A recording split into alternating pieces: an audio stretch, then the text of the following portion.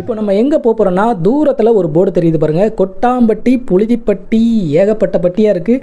ஆனால் நம்ம போகிறது பிரான்மலை 2 கிலோமீட்டர் அப்படின்னு போட்டுருக்கு பாருங்க. அந்த பிரான்மலைக்கு தான் நம்ம போகிறோம். தமிழ்நாட்டில் இவ்வளவு அழகான ஒரு சூழலில் இவ்வளவு பழமையான ஒரு கோவிலா அப்படின்னு நம்மளை ஆச்சரியப்பட வைக்கிற ஒரு கோவிலை தான் நம்ம பார்க்க போகிறோம். தூரத்தில் கருமேகங்கள் சூட பயம்புறுத்திட்டு இருக்கு பிரான்மலை. இன்னும் கொஞ்ச நேரத்தில் செம்ம மழை பெய்ய போதுன்னு மட்டும் தெரியுது. இப்போ நம்ம கோவிலுடைய நுழைவாயில் கிட்ட வந்துட்டோம்.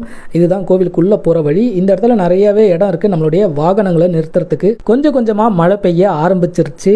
அடடடடா, இந்த அற்புதமான காட்சியை பாருங்களேன். நம்ம பார்க்க வந்திருக்கிறது ஒரு சிவன் கோவில். இந்த மலையே ஒரு சிவலிங்கம் மாதிரி தெரியுது. அதுக்கு மேல அபிஷேகம் நடக்கிற மாதிரி இருக்கு. இதை பார்க்கறதுக்கு மலை அடிவாரத்துல கோவில் எவ்வளவு அழகா தெரியுது பாருங்க. அங்கதான் நம்ம போறோம். அந்த கோவிலுக்கு பின்னாடி தெரிகிற உயரமான மலையை தான் பிரான்மலை அப்படின்னு சொல்றாங்க. இப்பதான் அதுக்கு பேர் பிரான்மலை. 2000 வருஷத்துக்கு முன்னாடி இந்த மலையுடைய பெயர் பரம்பு மலை. கடையேழு வள்ளல்கள்ல ஒருத்தரான வேல்பாரி மன்னருடைய பரம்பு மலை பகுதி இதுதாங்க. இந்த பரம்பு மலையும் இந்த பரம்பு மலையை சுத்தி இருக்கிற பகுதியை தான் வேல்பாரி ஆட்சி செஞ்சிருக்காரு சங்க காலத்துல. மணி இப்ப கரெக்டா 3:30 மணி ஆகுது. 4 மணிக்கு தான் இந்த மலைக்கு மேல போற கதவை திறப்பாங்க. கோவில் கதவை திறந்துட்டாங்க. இப்ப நம்ம உள்ள வந்தாச்சு. உள்ள வந்தவொன்னா நம்ம பார்க்குற ஒரு விஷயம் இதுதான்.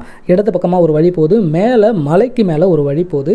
அதுக்கப்புறம் இந்த பக்கம் வலது பக்கத்துல தேனாடி அப்படின்னு ஒரு பெரிய சுனை நீர் தீர்த்தம். இது ஒரு பெரிய சுனை நீர் குளமா இருக்கு. இந்த கோவிலுடைய புனித தீர்த்தம். இந்த தேனாடி தீர்த்தத்தை நம்ம மலைக்கு மேல ஏறி போகும் பார்த்தீங்களா, அங்கிருந்து ஒரு சூப்பரான வியூவில் பார்க்கலாம். அதை மேல போறப்ப பார்ப்போம். இந்த கோவில்ல ஒரு அற்புதமான விஷயம் இருக்கு. இங்க நம்ம 3 சிவபெருமான தரிசனம் பண்ணலாம். மலைக்கு கீழே, மலைக்கு நடுவுல, மலைக்கு மேல அப்படின்னு சொல்லிட்டு இந்த ஒரு மலையில 3 கோவில்கள் இருக்கு. நம்ம முதல்ல மலைக்கு கீழே இருக்கிற சிவபெருமான பார்க்க போறோம். உள்ள பார்த்தோன்னே எனக்கே ஒரு நிமிஷம் பிரமிப்பா இருந்தது. எவ்வளவு பெரிய சுற்றுப்பிரகாரம் பாருங்களேன். இவ்வளவு பெரிய கோவில் இந்த இடத்துல இருக்கும் அப்படின்னு நான் நினைக்கவே இல்லை. சிவகங்கை மாவட்டத்துடைய பிரான்மலையில இருக்கிற இந்த கோவிலுடைய பெயர் திருக்கொடுங்குன்றநாதர் திருக்கோவில். இங்க அம்மனுடைய பெயர் குயில் அமுத நாயகி.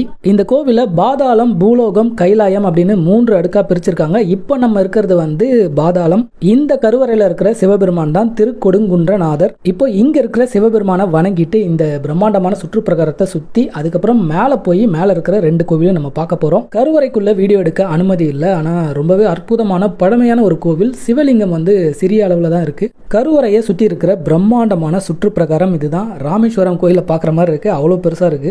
இந்த பக்கம்லாம் கொஞ்சம் வெளிச்சமா இருக்குங்க. ஆனா இந்த பின்னாடி பக்கம் லைட் போடாம வச்சிருக்காங்க. நடுவுல தெரியுறது கருவறை. கோவில் இப்பதான் திறந்திருக்காங்க. எப்ப லைட் போடுவாங்கன்னு தெரியல. தெரிஞ்ச வரைக்கும் நம்ம வீடியோ எடுப்போம். கருவறைக்கு பின்னாடி சுற்றுப்பிரகாரத்துல 3 சிவபெருமானுடைய சன்னதி இருக்கு. ராமலிங்கேஸ்வரர், காசி விஸ்வநாதர், அதுக்கப்புறம் சொக்கநாதர், அதுக்கப்புறம் மீனாட்சி அம்மன். சுற்றுப்பிரகாரத்துல இவங்களுக்குலாம் தனித்தனியா சன்னதி இருக்கு. இந்த சுற்றுப்பிரகாரத்தில் இருக்கிற முருகப்பெருமானுடைய சன்னதி மூடி இருக்கு. அதனால பார்க்க முடியல. கருவறையை சுத்தி விஷ்ணு, தட்சிணாமூர்த்தி அப்படின்னு எல்லா வித கடவுளும் இருக்கிறாங்க. கருவறையுடைய மேல் பகுதியை பாருங்க, எவ்வளவு அற்புதமான ஒரு வேலைப்பாடு. வெளிச்சம் ரொம்பவே கம்மியா இருக்கிறதுனால அந்த அளவுக்கு கிளியரா உங்களுக்கு காட்ட முடியல. ஆனா ரொம்பவே அற்புதமான வேலைப்பாடுகள் இந்த கருவறையில. வெளியே பாத்தீங்கன்னா மழை அடிச்சு வெளுத்து வாங்கிட்டு இருக்கு. உள்ள பாத்தீங்கன்னா லைட் எல்லாம் ஒன்னொன்னா ஆஃப் ஆயிட்டே இருக்கு. கரண்ட் இருந்து போதான்னு தெரியல. இந்த கோவிலுக்கு நான் வந்திருக்கிற இன்னைக்கு பிரதோஷம். அதனால 6 மணிக்கு தான் பூஜை எல்லாம் முடியும் அப்படின்னு இருக்காங்க. முடிஞ்ச பிறகுதான் மலைக்கு மேல இருக்கிற கோவிலுக்குலாம் பூஜை செய்வாங்களாம். ஆனா நம்ம இருட்டுறதுக்குள்ள மலைக்கு மேல போனோம். அப்பதான் ஓரளவுக்கு கிளியரா தெரியும். இது சுற்றுப்பிரகாரத்துல இருக்கிற நடராஜர் சன்னதி. இப்ப நம்ம நிக்கிற இந்த கடைசியில இருக்கிற லைட் எல்லாம் சுத்தமாவே ஆஃப் ஆயிடுச்சு. இப்ப நம்ம வெளியே போய் தான் ஆகணும். கீழே இருக்கிற கோவில்ல கொடுங்குன்றநாதரை நம்ம தரிசனம் பண்ணியாச்சு. இப்ப படிகள் வழியா ஏறி மேல போறோம். கோவிலுக்கு உள்ளதான் இருட்டா இருக்கு. ஆனா வெளியே நல்லா வெளிச்சமாவே இருக்கு. இன்னொரு ஆச்சரியமான விஷயம் என்னன்னா, இந்த படியில ஏறி மேல போய் பார்த்தா அந்த மலைக்கு பேக்ரவுண்ட் பின்னாடி பக்கம் பார்த்தா ப்ளூ ஸ்கை இருக்கு. ஒரு பக்கம் பார்த்தா நல்ல மழை பெய்யுது. இன்னொரு பக்கம் நமக்காகவே இந்த கோவில் அழகா வீடியோ எடுக்கணுன்றதுக்காகவே ப்ளூ ஸ்கை வந்திருக்குன்னு நினைக்கிறேன். நம்ம படி வழியா மேலே ஏறி வந்தோம்னா ஒரு பெரிய மண்டபம். இந்த மண்டபத்துடைய தூண்களை பாருங்க. இது ஒரு சாதாரண மண்டபம் தானே அப்படின்னு இல்லாம ரொம்பவே அழகா பெரிய பிரம்மாண்டமான தூண்களோட அற்புதமா இருக்கு. இதை பார்க்கறதுக்கு இது வரைக்கும் நம்ம பார்த்ததெல்லாம் பெரிய விஷயமே கிடையாதுங்க. இப்ப பார்க்க போறோம் பாருங்க, ஒரு அற்புதமான காட்சி. இந்த பிரான்மலை எவ்வளவு அழகான ஒரு இடம் அப்படின்றது இதை பார்க்கறப்ப நமக்கு தெரியுது. பிரம்மாண்டமான பரம்பு மலை, அந்த மலைக்கு முன்னாடி அழகான கோவில். பேக்ரவுண்ட்ல பாருங்கன்னா அதுதான் ரொம்ப ஆச்சரியமா இருக்கு. இவ்வளவு நேரம் மழை பெஞ்சிட்டு இருந்தது. பின்னாடி பக்கம் பார்த்தா இப்ப நீல நிறத்துல வானம். இந்த பரம்பு மலை பார்க்கறதுக்கு அகத்தியர் மலை மாதிரியே இருக்கு. ரொம்ப அழகா இருக்கு. இங்க என்ன ஒரு விஷயம்னா, கீழே இருக்கிற தரையை பாருங்க, டைல்ஸ் மாதிரி அப்படியே வளவளன்னு போட்டிருக்காங்க. மழை பெஞ்சிருக்கு, நடக்கவே முடியல, அந்த அளவுக்கு இருக்கு. இதெல்லாம் கொஞ்சம் பார்த்து வேற மாதிரி பண்ணலாம். இந்த பிரான்மலை கோவிலுடைய பழைய போட்டோலாம் நான் பார்த்துருக்கேன். பராமரிப்பே இல்லாம இருக்கும். ஆனா இப்ப ரொம்ப அற்புதமா அழகா பெயிண்டிங்லாம் பண்ணி நல்லாவே பராமரிக்கிறாங்க. இவ்வளவு அழகான ஒரு கோவில் நம்ம கண்ணில் இன்ன வரைக்கும் படாமல் இருக்கே அப்படின்னு எனக்கே ஆச்சரியமாக தான் இருக்குது. ஏன்னா பிரான்மலையை பற்றி நான் கேள்விப்பட்டிருக்கேன், ஆனால் இந்த அளவுக்கு அழகாக இருக்கும் அப்படின்னு நான் நினைக்கல. எந்த ஆங்கிள் இருந்து பார்த்தாலும் கோவில் அவ்வளோ அற்புதமாக இருக்குது. நீங்கள் நேரில் வந்து பார்த்தீங்கன்னா நிச்சயமாக உங்கள் மனசையும் இந்த கோவில் அழகு வந்து கொள்ளையடிக்கும். நம்ம வந்த வழி இதுதான். இப்படியே மேலே ஏறி வந்தோம். இந்த இடத்துல வந்தோம்னா ஒரு பெரிய மதில் சுவர், அதுக்கு நடுவில் ஒரு ராஜகோபுரம், ஒரு தங்க நிறத்தில் கதவு இருக்கிற ஒரு வாசல். நம்ம கீழே பார்த்த சிவன் கோயில் வந்து பாதாள கோவில் அப்படின்னு சொல்கிறாங்க. அடுத்ததாக இப்போ இந்த ராஜகோபுரத்தை தாண்டி நம்ம கொஞ்சம் மேலே போனோம்னா வர்றதான் வந்து பூலோக கோவில். அதுக்கு அடுத்ததாக கொஞ்சம் நம்ம மேலே ஏறி போனோம்னா அங்கே இருக்கிறது வந்து கைலாய கோவில். இப்போ இந்த கதவுகளை தாண்டி நம்ம பூலோக கோயிலை போய் பார்க்க போகிறோம். இந்த கதவு உண்மையாகவே பிரம்மாண்டமாகவும் அழகாகவும் இருக்குது. இந்த கதவு ஃபுல்லாகவே வந்து தங்க நிறத்தில் அந்த கவசம் மாதிரி இதை வந்து போட்டிருக்காங்க. ராஜகோபுர நுழைவாயில தாண்டி இப்போ நம்ம உள்ளே வந்தாச்சு. உள்ளே வந்தால் கோட்டை மாதிரி இருக்குது. எதிர வந்து விநாயகர் இருக்கார். அப்படியே இந்த பக்கம் பாருங்களேன், ஒரு படி ஒன்று போதுங்க. இதுக்கு மேலேயும் ஏறணும் போல இருக்குது. அப்போ இன்னும் கொஞ்சம் ஏற வேண்டியிருக்கு. இந்த மலை வந்து பார்க்குறதுக்கு தான் அப்படியே நம்ம ரொம்ப உயரமாக ஏறுற மாதிரி தெரியுது. ஆனால் படிகள்லாம் ரொம்ப அதிகம்லாம் கிடையாது. ஒரு 10 நிமிஷத்துலேருந்து காலவரில் நம்ம மேலே ஏறியே வந்துடலாங்க. இதுதான் எனக்கு புரியாத விஷயமா இருக்குது. வானத்தை பாருங்களேன், எவ்வளோ ஒரு நீல கலரில் இருக்குது. அப்படியே இங்கேருந்து பார்க்குறப்ப ஒரு பெரிய பாறை மலை தெரியுது. அதுக்கப்புறம் முல்லைக்கு தேர் கொடுத்த பாரி அவருடைய சிற்பம் வச்சுருக்காங்க, வேல்பாரியோடைய சிற்பத்தை. பக்கத்தில் பாருங்களேன் படி போகுது. இதுதான் வந்து மேலே அந்த கைலாய கோவில் அந்த இடத்துக்கு போகிறதுக்கான வழி. இந்த பக்கம் ராஜகோபுரம் எவ்வளோ அழகாக தெரியுது பாருங்கள். அப்படியே தரையில் இறக்கி வச்ச மாதிரி இருக்குது ராஜகோபுரத்தை. நம்ம வந்த வழி இதுதான். இப்படியே இந்த பக்கம் பார்த்திங்கன்னா ஒரு கோவில் இருக்குது பாருங்கள். இதுதான் வந்து பூலோக கோவில். இங்கே தான் வந்து சிவபெருமான் இருக்கார். இந்த பூலோக சன்னதியில் இருக்கிற இன்னொரு சிறப்பான விஷயம் என்ன அப்படின்னா, இங்கே வந்து வடுக பைரவர் அப்படின்னு சொல்லிட்டு பைரவருக்கு ஒரு தனி சன்னதியாக இருக்குங்க. ரொம்ப பெரிய பைரவர். இந்த கோவிலில் இருக்கிற சிவபெருமானுடைய பெயர் காசி விஸ்வநாதர், அம்மனுடைய பெயர் வந்து விசாலாட்சி. இந்த கோவிலுக்குள்ள சிவன், அம்பாள், அதுக்கப்புறம் பைரவருக்கு தனி சன்னதி இருக்கிறதுனால இங்கே வந்து பைரவ வழிபாடு ரொம்ப முக்கியமாக இருக்குது. இங்கே நிறைய அருவாலாம் போட்டு வச்சுருக்காங்க பாருங்கள், அருவா, கத்தி. இந்த கோவிலும் திறந்து தாங்க இருக்குது. நான் உள்ளே போய் சாமியெல்லாம் கும்பிட்டேன், ஆனால் வீடியோலாம் எதுவும் எடுக்கலை. ஏன்னா வந்து கீழேயே வந்து ஒருத்தர் வந்து ரொம்ப கனிவாக கருவறைக்குள்ளே வீடியோலாம் எடுக்காதீங்க அப்படின்னு சொன்னார். அவருக்காகவே நான் வந்து உள்ளெல்லாம் போய் எதுவும் வீடியோ எடுக்கலை. நம்ம உள்ளே போனோடனே நேராக பைரவர் சன்னதி தான் இருக்கும். அதுக்கப்புறம் காசி விஸ்வநாதர், அதுக்கப்புறம் அம்மனுடைய சன்னதி பார்த்துட்டு நம்ம வெளியே வந்தாச்சு. இங்கே வந்து நாய் பொம்மையெல்லாம் செஞ்சு வச்சுருக்காங்க பாருங்கள். இதெல்லாம் வந்து வேண்டுதலுக்காக. நிறைய அருவா, கத்தி, சங்கிலி எல்லாமே இருக்குது. இந்த இடத்துல ஒரு சின்ன நந்தி மண்டபம், அதுக்குள்ளே நந்தி தேவர் இருக்கார். எதிர வந்து சிவபெருமான் இருக்கார். அந்த கருவறையை நோக்கி தான் இந்த நந்தி இருக்குது. இந்த கோவிலை நம்ம பார்த்து முடிச்சாச்சு. அடுத்ததாக நம்ம இங்கேருந்து படி வழியாக மேலே ஏறி போய் கைலாய கோவில் அப்படின்னு சொல்கிற அந்த கோவிலை பார்க்க போகிறோம். அங்கே இருக்கிற சிவபெருமானை தரிசனம் பண்ண போகிறோம். இந்த கோவிலில் எப்படி சாமி கும்பிடணும் அப்படின்னு சொல்கிறாங்கன்னா, ஃபஸ்ட்டு வந்து இந்த மேலே இருக்கிற அந்த கைலாய கோவிலை பார்த்துட்டு, அதுக்கப்புறம் நடுவில் இருக்கிற அந்த பூலோக கோயிலை பார்த்துட்டு, கடைசியாக தான் வந்து பாதாள கோயிலை பார்க்கணும் அப்படின்னு சொல்கிறாங்க. இன்றைக்கி பிரதோஷம் அப்படின்றதுனால கீழே இருக்கிற கோவிலில் பூஜையெல்லாம் முடிச்சுட்டு தான் மேலே வருவாங்களாம். அதே மாதிரி நம்ம வந்து வீடியோ எடுக்க வந்திருக்கோம் அப்படின்றதுனால அப்படியே கீழே இருந்தே மேலே வரைக்கும் வீடியோ எடுத்துகிட்டு வந்தாச்சு. மலைக்கு மேலே இருக்கிற இந்த கோவிலுடைய சுவர் பாருங்களேன், எவ்வளோ உயரமாக கட்டியிருக்காங்க. இப்போ நம்ம இதுக்குள்ளே போய் பார்க்குறதுக்கு முன்னாடி இங்கேருந்து ஒரு சூப்பரான வியூவை அப்படியே பார்த்துட்டு போவோம்.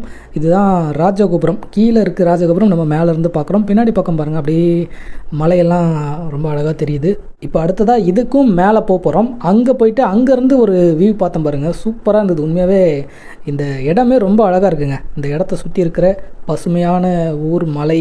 இந்த கோவிலுக்கு பின்னாடி பக்கம் இருக்கிற அந்த பெரிய பரம்பு மலை, அதுக்கு மேலே கூட நம்ம ஏறி போகலாம் அப்படின்னு சொன்னாங்க. நிறைய கோவில்கள், அதுக்கப்புறம் சுனை நீர் ஊற்று, அதுக்கப்புறம் ஒரு ஆசிரமம், இதெல்லாம் கூட இருக்கான். பரம்பு மலை பயணத்தை வந்து நம்ம 2வது பார்ட்டில் தான் பார்க்க போகிறோம். இந்த பார்ட்டில் இந்த கோவில் தான். இந்த பிரான்மலையில் நம்ம பாதாள கோவில், பூலோக கோவில் இதெல்லாம் பார்த்துட்டு இப்போ கைலாய கோவிலுக்கு நம்ம வந்தாச்சு. நேராக எதிர தெரியுறது வந்து அம்மனுடைய சன்னதி. இந்த கோவிலை நல்லாவே பராமரிக்கிறாங்க. தரையெல்லாம் வந்து மாற்றிருக்காங்க. இந்த பக்கம் பாருங்கள், ஒரு மண்டபம் மாதிரி இருக்குது. அந்த லாஸ்ட்டில் சாமி சிலையெல்லாம் இருக்குது. நம்ம போய் பார்ப்போம். அப்படியே இந்த பக்கம் ரைட் சைடில் லாஸ்ட்டில் வந்து சிவபெருமானுடைய சன்னதி இருக்குது. நம்ம கருவறைக்கு உள்ளே போகிறதுக்கு முன்னாடி இங்கே இருக்கிற மண்டபத்தில் கஜலக்ஷ்மி இருக்காங்க. அதுக்கப்புறம் இந்த பக்கம் விநாயகர் இருக்கார். விநாயகருக்கு பின்னாடி பாருங்கள் பாறை தெரியுது. இந்த கோவிலே வந்து அப்படியே பாறையை வளைச்சி மலையிலே தான் கட்டியிருக்காங்க. இந்த கைலாய சன்னதியில் இருக்கிற சிவபெருமான் வந்து பாறையிலே குடையப்பட்ட, அதாவது குடைவரை கோவில் அப்படின்னு சொல்கிறாங்க. பாறையிலே வந்து குடைஞ்சு செஞ்ச கருவறை அப்படின்னு சொல்கிறாங்க. கருவறைக்கு முன்னாடி இருக்கிற இந்த மண்டபம் நல்லா பெருசாகவே இருக்குது. கல்யாணமே பண்ணலாம் போல இருக்குது, அவ்வளோ பெரிய ஒரு இடம் இது. இந்த கைலாய தலத்தில் இருக்கிற சிவபெருமானுடைய பெயர் வந்து மங்கை பாதர், அம்மனுடைய பெயர் வந்து தேனம்மை. இந்த படிகள் வழியாக நம்ம ஏறி வந்தோம்னா அழகான தூண்களோட ஒரு சின்ன மண்டபத்தை வந்து கட்டியிருக்காங்க, முன் மண்டபத்தை. அந்த மண்டபத்தை தாண்டி நம்ம அம்மனுடைய சன்னதிக்குள்ளே போகலாம். நுழைவாயிலுக்கு போகிறதுக்கு முன்னாடி மேலே ஒரு எந்திர தகடு பதிச்சிருக்காங்க பாருங்கள். இப்போ நம்ம உள்ளே போவோம். கருவறைக்குள்ளே நம்ம வந்துட்டோம். ஆனால் இங்கே நான் கருவறையில் எந்த வீடியோவும் எடுக்கலை. இது வந்து சுற்றி இருக்கிற தூண்கள், மண்டபம், இந்த பக்கம் ஒரு கேட்டு போட்டு மூடியிருக்காங்க பாருங்கள். அப்படியே இந்த பக்கம் போனோம்னா பக்கத்தில் இருக்கிற சிவபெருமானுடைய சன்னதிக்கு நம்ம போயிடலாம். உள்ளே அப்படியே என்ன இருக்குது அப்படின்னு எட்டி பார்த்தா ரொம்பவே பழமையான நிறைய தூண்களை உடைய முன்மண்டபம். அம்மன் சன்னதியிலேருந்து நம்ம வெளியே வந்தாச்சு. இந்த பக்கம் ஒரு படி தெரியுது பாருங்கள். இதுக்கு மேலே நம்ம ஏறி போனால் சிவபெருமானை பார்க்கலாம். இந்த இடத்துல மேலே பாருங்களேன், தேன் கூடு. இது வந்து நிறைய தேன் இல்லை, ஏற்கனவே பெருசாக இருந்து கட் பண்ணியிருக்காங்க. இப்போ மறுபடியும் அது வளருது. இந்த படிகளில் ஏறி போனோம்னா சிவபெருமானை பார்க்குற அந்த கருவறையுடைய நுழைவாயில் இங்கே தான் இருக்குது. ஆனால் நம்மளால் இங்கே இருக்கிற சிவபெருமானை தரிசனம் பண்ண முடியல. ஏன்னா கீழே பூஜை முடிச்சுட்டு தான் மேலே வருவேன் அப்படின்னு சொல்லிட்டாங்க. அதனால் இப்போதைக்கு கோவில் அப்படியே சுற்றி ஒரு வீடியோ எடுத்துகிட்டு இங்கேருந்த வியூவை ஒன்று பார்த்துட்டு நம்ம கிளம்ப வேண்டியதுதான். மலைக்கு மேலே இருக்கிற இந்த கோவிலில் இருக்கிற சிவபெருமானுடைய பெயர் வந்து மங்கைபாதர். இங்கே கருவறையில் சிவபெருமான் வந்து ஒரு லிங்கமாக இல்லாமல் உருவத்தோடு இருக்கிறாரு. அதாவது பல்லவர்கள் கோவிலில் வந்து சிவன் பார்வதி வந்து புடைப்பு சிற்பமாக இருப்பாங்க பார்த்தீங்களா, அந்த மாதிரி இங்கே வந்து உருவத்தோட சிவபெருமான் இருக்காரு. மலைக்கு மேலே மங்கைபாதர் கோவில் கிட்ட நின்று நம்ம பார்க்குற ஒரு அற்புதமான காட்சி. இந்த மலையெல்லாம் பாருங்கள், எவ்வளோ பெரிய மலையெல்லாம் இருக்குது. அதே மாதிரி மாலை நேரம் அப்படின்றதுனால பனியெல்லாம் அப்படியே இறங்கி இருக்கு. பிரான்மலை ஊர் ரொம்ப அழகாக இருக்குது. இந்த கோபுரம் பாருங்க, அப்பா கலர்ஃபுல்லாக இருக்குங்க. உண்மையாகவே அற்புதமான அழகான ஒரு காட்சி. இந்த பிரான்மலை கோவில் எவ்வளவு பழமையான கோவில் அப்படின்னு பார்த்தோம்னா, பரம்பு மலையையும் பரம்பு மலையை சுற்றி இருக்கிற பகுதிகளையும் ஆட்சி செஞ்ச வேல்பாரி காலத்திலிருந்தே இந்த கோவில் இருக்கு. அப்படி பார்க்குறப்ப 2000 வருஷத்துக்கு மேல பழமையான ஒரு கோவில். இப்போ நீங்க பார்த்துட்டு இருக்கிறதா இந்த கோவிலுடைய புனித தீர்த்தம், அந்த தேனாடி தீர்த்தம். நம்ம மேல இருந்து பார்க்குற ஒரு சூப்பரான வியூ. அப்படியே நம்ம இந்த பக்கம் பார்த்தோம்னா கோவிலுடைய ஃபுல் வியூவை நம்ம பார்க்கலாம். ரொம்ப அழகான இடங்க. எவ்வளோ நேரம் வேணா நின்று ரசித்து பார்த்துக்கிட்டே இருக்கலாம் போல இருக்கு. இப்போ அடுத்ததா நம்ம வந்து கீழே இருக்கிற திருக்கொடுங்குன்றநாதர் அந்த கோவிலில் வந்து பூஜையெல்லாம் முடிஞ்சிருச்சு. பிரதோஷ பூஜையை நம்ம பார்த்துட்டு சிவனை தரிசனம் பண்ணிட்டு நம்ம கிளம்ப போகிறோம். நந்தி தேவர் பாருங்க, எவ்வளோ அற்புதமான அலங்காரத்தோட இருக்காரு.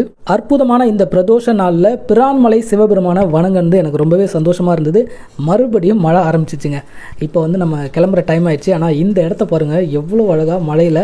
இந்த பிரான்மலை திருச்சியிலிருந்து 88 கிலோமீட்டர் தூரத்தில் இருக்கு. திருச்சியிலிருந்து மதுரை மேலூருக்கு போகிற வழியில் இந்த பிரான்மலை கோவில் இருக்கு. அதே மாதிரி மதுரையிலிருந்து 65 கிலோமீட்டர் தூரத்தில் இந்த கோவில் இருக்கு. இந்த வீடியோ இதோட முடிஞ்சது. இந்த வீடியோ உங்களுக்கு பிடிச்சிருக்கும்னு நினைக்கிறேன். தேங்க்ஸ் ஃபார் வாட்சிங்.